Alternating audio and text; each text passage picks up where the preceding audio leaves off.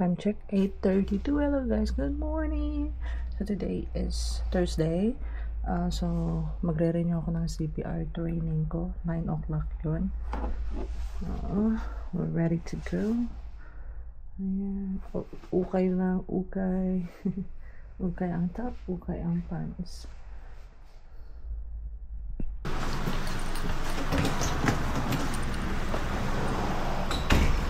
Ganda ng panahon ngayon. Let's go.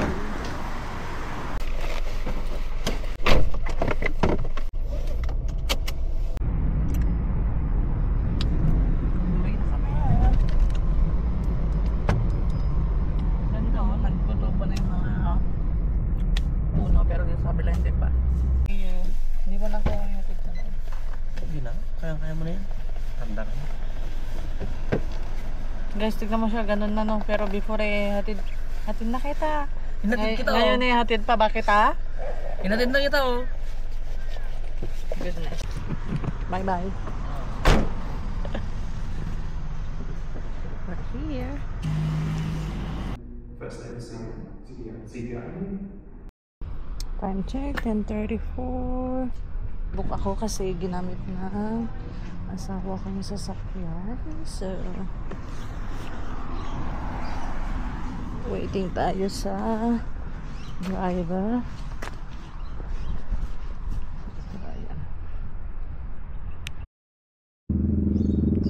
So yan, may kumuha na ng ating booking. Waiting lang tayo. 6 minutes.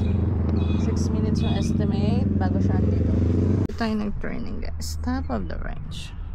Waiting lang tayo sa ating Uber.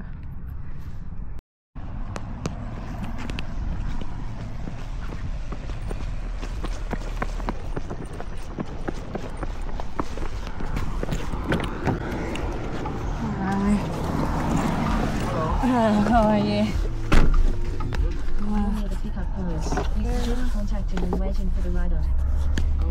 Received last digit 6997. Passengers now go to 256 North Street below the passenger. Make sure to buckle up.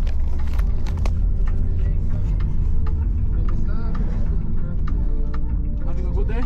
Yeah, just finished the training.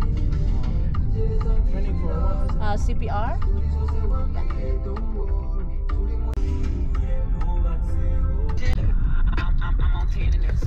Baby, not like friend, I'm trying to phone. Sure, if I read it wrong, they like he did wrong. Still singing the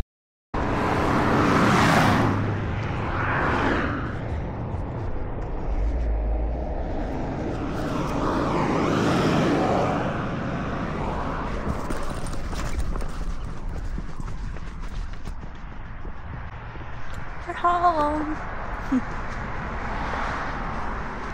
So yun guys, tapos na yung aking CPR refresher course kasi mag-e-expire siya this 17th of September. So need natin yun sa work